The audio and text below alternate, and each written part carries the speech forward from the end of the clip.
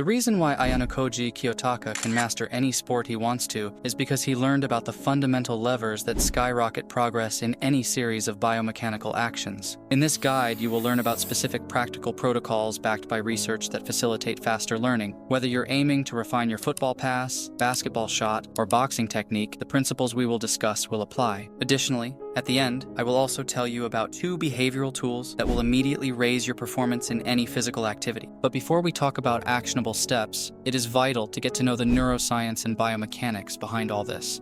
For that, let's address the 3 key components of any skill, which are sensory perception, the movement of your body, and proprioception. What do I mean by sensory perception and proprioception? Sensory perception involves interpreting sensory inputs like sight and sound, where you focus on movement details or external cues, while proprioception is awareness of body part positions relative to each other and surroundings. Luckily, there is a way to cue your nervous system to focus exactly on the component which happens to be most effective for accelerated learning. I am talking about errors. This is why repetitions are king. Repeating the same thing over and over again, even if you fail 90% of the time, is the fastest way to learn because of multiple reasons. For one, a 2021 paper in the journal Neuron revealed that errors activate brain areas that anchor attention, which is vitally important for skill acquisition. Also, errors open the door for neuroplasticity to take place, so that when you finally get it right, the correct pattern will be strengthened. Now, what do you do after the session? Nothing. After a session of skill learning, the brain replays the motor sequence executed correctly, which is not something we want to miss out on, so take a moment to sit quietly with closed eyes. You don't have to focus on anything, as your brain does the rehearsal automatically. Okay, let's say that after a few sessions where you just let your errors cue your attention, you have become more familiar with whatever movement you are training. Now, it is time to consciously direct attention to specific elements of the movement. This begs the question, what aspects should I focus on? For example, when I train penalties, should I focus on my stance, or the angle I hit the ball from, or something different? Interestingly, studies suggest that the specific focus isn't critical, provided that the element is related to the motor behavior being performed. The only important thing to keep in mind is that you should consistently focus on the same aspect throughout the session. Another practice you can start to adopt once you have gained some kind of proficiency in a movement is slow motion training. A common misconception is that ultra-slow movements are most beneficial when you are still unfamiliar with a movement. Why is that not the case? Well, how about you take a quick guess? Consider what you have learned so far in this video.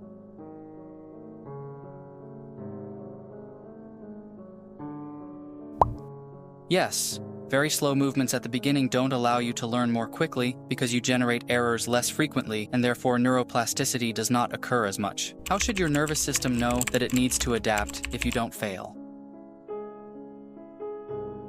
If you want to increase plasticity even more, then you can leverage a metronome. First, try to gauge at what rate you are doing repetitions, and then set the pace slightly above what you are currently comfortable with. It turns out that the outside pressure accelerates the plasticity even beyond what it would be if you just did the same number of repetitions without the metronome. Obviously, keep in mind that this practice requires a level of proficiency, as your focus is not only on the movement you are doing. Okay, now I will tell you about the 2 tools that will raise your physical performance immediately.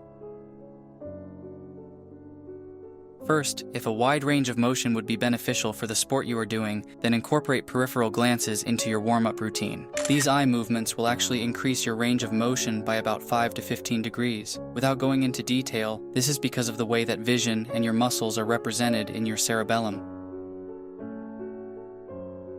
Second, did you know that there is a way to relieve the discomfort of a side stitch on command? You just have to do a simple breathing technique. Perform a double inhale through the nose, followed by a long exhale. Repeat this pattern 2 or 3 times. The physiological sigh is a breathing pattern that I have mentioned numerous times and helps to reset the firing patterns of the phrenic nerve, alleviating the side stitch. If you have any questions about what we spoke about in this video, you can get help in the Health and Fitness Forum on my Discord server. Also, comment down below on what your favorite sport is. It will be very interesting to see which sport is the most popular in my community.